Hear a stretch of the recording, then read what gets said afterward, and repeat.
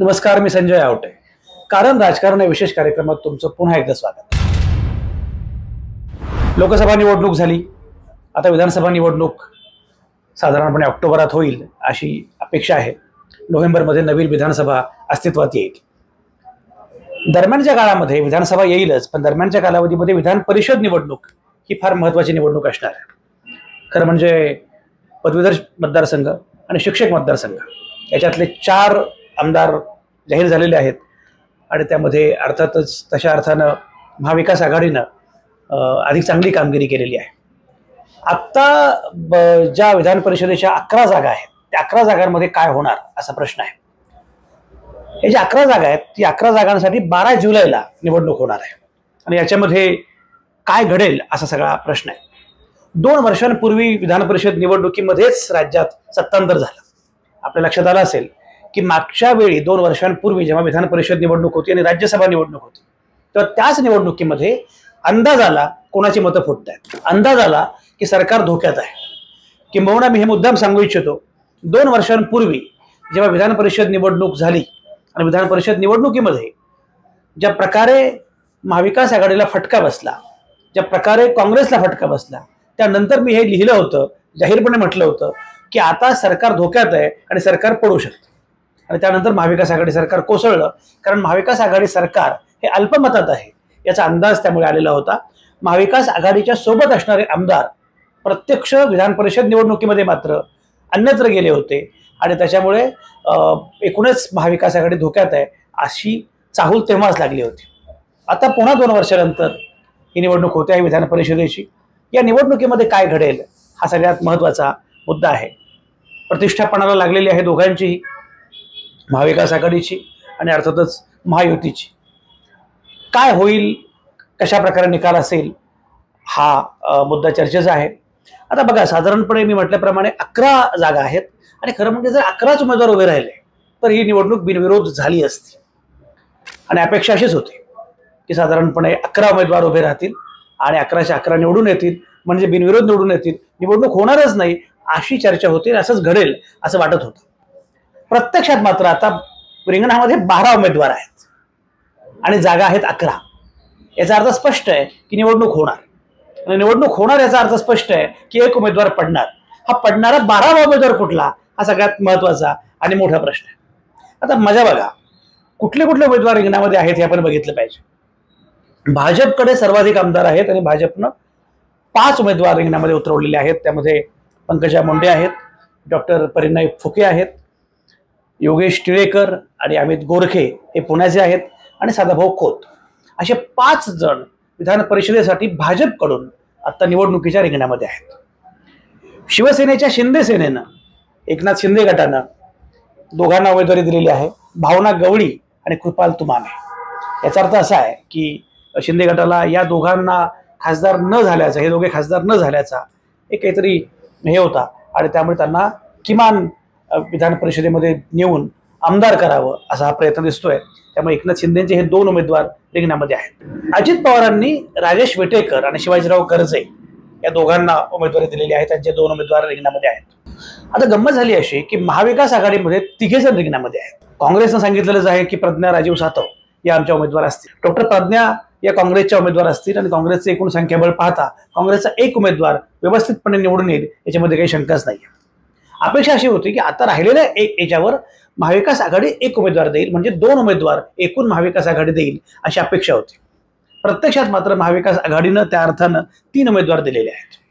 अपेक्षा अशी होती की एक उमेदवार काँग्रेसचा आणि शेतकरी कामगार पक्षाचे जयंत पाटील, की ज्यांना राष्ट्रवादी काँग्रेसनं जाहीरपणे पाठिंबा दिलेला होता. शेतकरी कामगार पक्ष हा महाविकास आघाडीमध्ये आहे, त्यामुळे जयंत पाटील हे विधान परिषदेवर आत्ता आमदार आहेतच. तर जयंत पाटलांना आत्ता विधान परिषदेची उमेदवारी महाविकास आघाडीकडून मिळेल असं वाटलं होतं. पण प्रत्यक्षात मात्र उद्धव ठाकरेंच्या शिवसेनेनं वेगळाच उमेदवार उभा केलेला आहे. ते आहेत मिलिंद नार्वेकर. याचा अर्थ स्पष्ट आहे की आता 12 उमेदवार रिंगणामध्ये आहेत. मुळामध्ये जेव्हा महाविकास आघाडीच्या उमेदवारांची चर्चा सुरू झाली आणि जयंत पाटील यांना सगळे पाठिंबा देतील असं वाटलं होतं, पण प्रत्यक्षात मात्र शिवसेनेला शेतकरी कामगार पक्षाला पाठिंबा द्यायचा नव्हता. याचं कारण असं आहे की शेतकरी कामगार पक्षानं लोकसभा निवडणुकीमध्ये शिवसेनेचं काम केलं नाही असा आक्षेप उद्धव ठाकरेंचा आहे आणि तो आक्षेप असण्यामागे महत्वाचं कारण पण आहे. शेतकरी कामगार पक्षाचा दबदबा हा रायगड जिल्ह्यामध्ये आहे. रायगड जिल्ह्यामध्ये आजही शेतकरी कामगार पक्षाची मोठी वोट बँक आहे. प्रत्यक्षात विधानसभेमध्ये रायगड जिल्ह्यामध्ये शेतकरी कामगार पक्षाचा आता एकही आमदार नाहीये. पूर्वी त्यांचे खूप चांगले आमदार असायचे. अलिबागमध्ये पंडित शेठ पाटील, त्यापूर्वी मीनाक्षी पाटील यापूर्वी असायच्या अलिबागमधून. पेन, पनवेल असे सगळे मतदारसंघ हे बालेकिल्ले होते शेतकरी कामगार पक्षाचे. आता त्यांचा तशा अर्थानं विधानसभेमध्ये आमदार नाही आहे, पण तरी सुद्धा शेतकरी कामगार पक्षाची रायगड जिल्ह्यामध्ये खूप चांगली वोट बँक आहे. प्रत्यक्षात मात्र शेतकरी कामगार पक्षानं लोकसभा निवडणुकीमध्ये शिवसेनेला म्हणजे उद्धव ठाकरेंच्या शिवसेनेला मतं दिली नाहीत. उद्धव ठाकरेंचं काम केलं नाही असा आक्षेप उद्धव ठाकरेंचा आहे आणि त्यामुळे शिवसेनेचे उद्धव ठाकरेंचे 2 उमेदवार पराभूत झाले. रायगडमध्ये सुनील तटकरे विजयी झाले आणि आनंद गीते शिवसेनेचे उद्धव सेनेचे त्यांचा पराभव झाला. त्याचप्रमाणे मावळमध्ये संजोग वाघेरे हे उद्धव सेनेचे उमेदवार पराभूत झाले आणि श्रीरंग बारणे हे शिंदे सेनेचे विजयी झाले. ते दोन्ही पराभव उद्धव ठाकरेंच्या जिव्हारी लागलेले आहेत.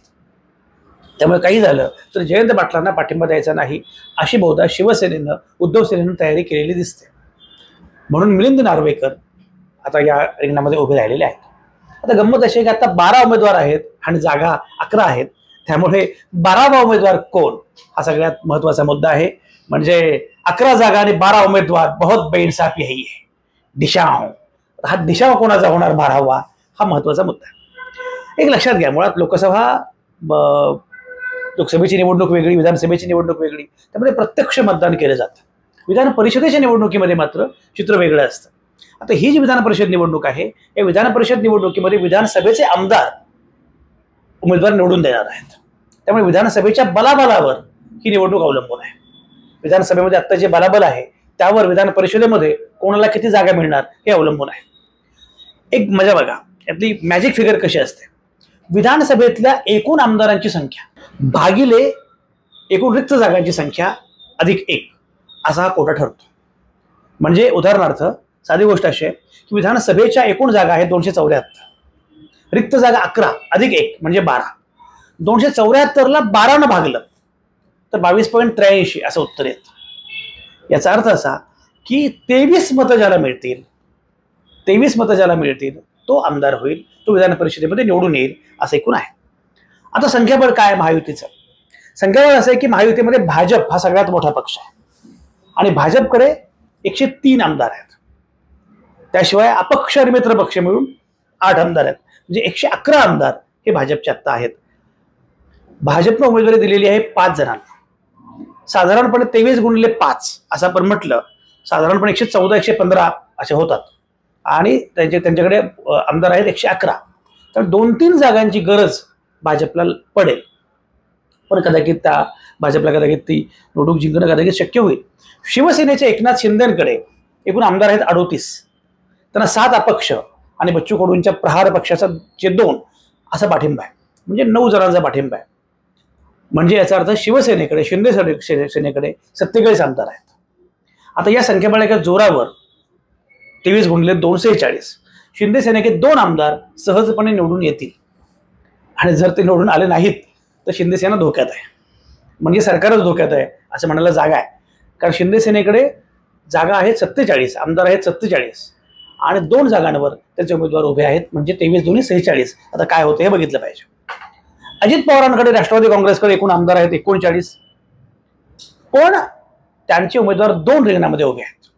खरं म्हणजे 23 2 46 7 जागा 7 मतं कमी पडतायत एकूण अजित पवारांना असं दिसतंय. महाविकास आघाडीमध्ये काय अवस्था आहे? महाविकास आघाडीमध्ये काँग्रेस हा सगळ्यात मोठा पक्ष आहे. काँग्रेसचे आमदार आहेत 37. या संख्याबळाच्या जोरावर काँग्रेसचा एक उमेदवार उभा राहू शकतो, निवडून येऊ शकतो आणि काँग्रेसनं तेच केलेलं आहे. डॉक्टर प्रज्ञा सातव या उभ्या आहेत. काँग्रेसकडे मतं आहेत 37, आवश्यक आहेत 23, त्यामुळे 14 मतं काँग्रेस अन्य कोणाला देऊ शकतो. तर काँग्रेस ही मतं कोणाला देईल हा महत्वाचा मुद्दा आहे. आता गंमत अशी आहे की मी मगाशी म्हटल्याप्रमाणे शेतकरी कामगार पक्षाचे जयंत पाटील यांना राष्ट्रवादी काँग्रेसनं पाठिंबा दिलेला आहे. राष्ट्रवादी काँग्रेसचे 13 आमदार आहेत आणि शेकापचा 1 आमदार आहे. आता हे 14 झाले. जर काँग्रेसने पाठिंबा दिला जयंत पाटलांना तर जयंत पाटील निवडून येऊ शकतात. पण त्या केसमध्ये मग मिलिंद नार्वेकरांचं काय होणार हा सगळ्यात महत्त्वाचा मुद्दा आहे. कारण मिलिंद नार्वेकर हे शिवसेनेचे, उद्धव बाळासाहेब ठाकरे शिवसेनेचे उमेदवार आहेत आणि त्यांच्याकडे 15 आमदार आहेत. तर त्यांना 8 जागा या कमी आहेत, त्यांच्याकडे 8 मतं कमी आहेत. म्हणजे एकूण महायुतीचे एकूण 202 आमदार आहेत. महाविकास आघाडीचे 66 आमदार आहेत. 6 आमदार तटस्थ आहेत. त्यामध्ये MIM आहे, समाजवादी पक्ष आहे, मार्क्सवादी कम्युनिस्ट पक्ष आहे आणि क्रांतिकारी शेतकरी पक्ष आहे. असे 6 आमदार आहेत. आता हे 6 आमदार कोणाला मतदान करणार यावर बरंच काही अवलंबून आहे. आता त्याच्यामध्ये गंमत असते, म्हणजे विधान परिषद निवडणुकीमध्ये दुसऱ्या पसंतीची, तिसऱ्या पसंतीची अशी पण मतं असतात. विधान परिषद निवडणुकीच्या मतमोजणीत 23 मतांचा कोटा ज्यांनी पूर्ण केला ते उमेदवार पहिल्याच फेरीमध्ये निवडून येतील. पण जर तशी मतं पडली नाही तर दुसरी आणि तिसऱ्या पसंतीची मतं मोजली जातील. दुसरी आणि तिसरी पसंती बाकीचे आमदार कोणाला देतात त्यावर अनेक गोष्टी अवलंबून आहेत. आणि आत्तापर्यंत विधान परिषद निवडणुकीमध्ये अनेकदा धक्कादायक निकाल लागलेले आहेत.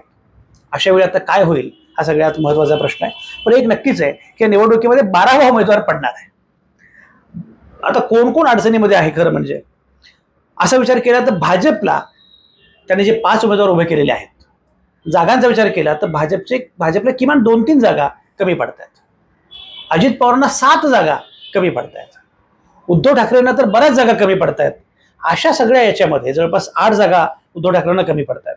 काँग्रेसकडे जास्तीच्या जागा आहेत, मतं आहेत. तर काँग्रेसची जास्तीची मतं कोणाला देणार आणि दुसऱ्या आणि तिसऱ्या पसंतीची मतं कोणाला मिळणार याच्यावर अनेक गोष्टी अवलंबून आहेत. याच्यामध्ये खरं म्हणजे धोक्यात मिलिंद नार्वेकर किंवा जयंत पाटील आहेत असं म्हटलं जाऊ शकतं.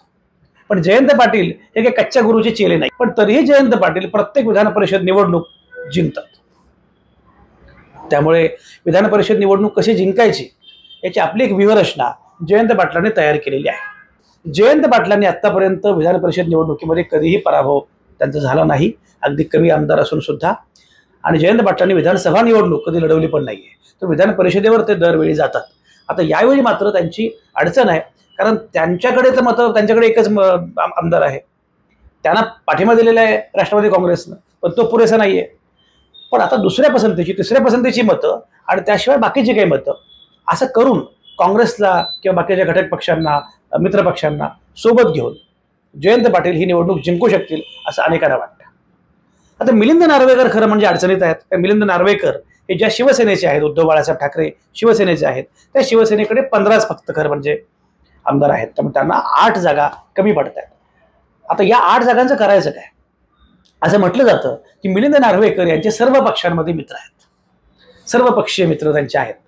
आणि त्यामुळे आज सुद्धा त्यांनी काय केलं बघा, त्यांनी ज्या भेटी घेतल्या त्यामध्ये आशिष शेलारांची भेट घेतली, प्रवीण दरेकरांची भेट घेतली.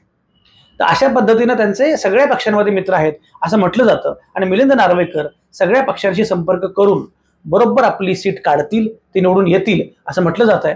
कारण 15 जागा असताना सुद्धा मिलिंद नार्वेकरांनी उमेदवारी अर्ज दाखल केला नसता, उद्धव ठाकरेंनी असा धोका पत्करला नसता. पण उद्धव ठाकरेंना ही खात्री आहे की आपला उमेदवार निवडून येणार. गणित कशी आहे ते मला कळतं आणि मला खात्री आहे असं उद्धव ठाकरे म्हणतायत. याचा अर्थ मिलिंद नार्वेकरांच्या विजयाचं गणित बहुतेक समजलेलं आहे उद्धव ठाकरेंना, अशी शक्यता आहे. मिलिंद नार्वेकर पण येणार, जयंत पाटील पण येणार, डॉक्टर प्रज्ञा सातव याचा तर काही मुद्दाच आहे, त्या येतीलच. कारण काँग्रेसकडे त्याहून अधिक जागा मतं आहेत, त्यामुळे त्यांचा प्रश्न नाही. याचा अर्थ असा आहे की जर महाविकास आघाडीचे सगळेच उमेदवार एका अर्थानं निवडून येणार असतील ते फटका कोणाला बसेल. भाजपला 2-3 मतं कमी पडतात, पण भाजप कदाचित ते मॅनेज करू शकतं, व्यवस्थापन करू शकतं. हा फटका बसू शकतो मला असं वाटतं अजित पवारांना. अजित पवारांचे 2 उमेदवार रिंगणामध्ये आहेत, 2 उमेदवार रिंगणामध्ये आहेत आणि प्रत्यक्षात मात्र 39 जागा त्यांच्याकडे आहेत, 39 आमदार आहेत. याचा अर्थ अजित पवारांना 7 जागा कमी पडणार आहेत. ते अजित पवार कसं करणार हा सगळ्यात मोठा प्रश्न आहे. त्यामुळे एक शक्यता अशी आहे की अजित पवारांचा एखादा उमेदवार पराभूत होईल का ही शक्यता नाकारता येत नाही. काय होईल सांगता येत नाही, मला माहिती नाही. पण एक नक्की झालेलं आहे की जर 12 उमेदवार नक्की झाले, कदाचित हे सगळं लक्षात घेऊन कोणीतरी माघार घेऊ शकतं. महाविकास आघाडीमध्ये कोणी माघार घेईल असं मला वाटत नाही. शेतकरी कामगार पक्षाचे जयंत पाटील माघार घेणार नाहीत. मिलिंद नार्वेकर तर ज्या प्रकारे सगळ्या लोकांना भेटतायत, उद्धव ठाकरे ज्या प्रकारे ठाम आहेत, त्यामुळे मिलिंद नार्वेकर माघार घेणार नाहीत. प्रज्ञा सातवांच्या माघारीचा मुद्दाच नाही, कारण काँग्रेसकडे त्याहून अधिक मतं आहेत. त्यामुळे महाविकास आघाडीमध्ये कोणालाच फटका बसेल असं वाटत नाही, कोणी माघार घेईल असंही वाटत नाही. पण जर माघार घ्यायची असेल तर कदाचित अजित पवारांचा एखादा उमेदवार माघार घेऊ शकतो, ही शक्यता, एक उमेदवार माघार घेऊ शकतो, ही शक्यता नाकारता येत नाही. नाहीतर 12 जुलैला होणाऱ्या निवडणुकीमध्ये एका उमेदवाराचा पराभव होईल असं दिसत आहे. कारण कोट्याचा विचार केला, 23 गुणिले असा विचार केला तर खरं म्हणजे महाविकास आघाडीनं 3 उमेदवार उभे केलेले आहेत, ते जास्त आहेत त्यांच्या एकूण जागांपेक्षा सुद्धा. पण जयंत पाटील यांची एक वेगळी वोट बँक आहे, जयंत पाटलांची एक वेगळी व्यूहरचना आहे, तर ठीक आहे. पण महायुतीनं सुद्धा अधिक जागा उभ्या केलेल्या आहेत. 9 जागांवर त्यांनी उमेदवार उभे केलेले आहेत. प्रत्यक्षात 8च जागा या महायुतीला निवडून येणं शक्य आहे. त्यामुळे कदाचित अजित पवारांचा एखादा उमेदवार माघार घेऊ शकतो, ही शक्यता आहे, किंवा तो पराभूत होऊ शकतो. काय होईल ते 12 जुलैला कळेलच. आता त्यावर फार बोलण्याची आवश्यकता नाहीये. तुम्हाला काय वाटतं? तुमचा अंदाज काय आहे? कमेंटमध्ये लिहा. बाकी जे वाटतं ते तुम्ही थेटपणे व्यक्त करत राहा. बाकी बोलत राहू, भेटत राहू.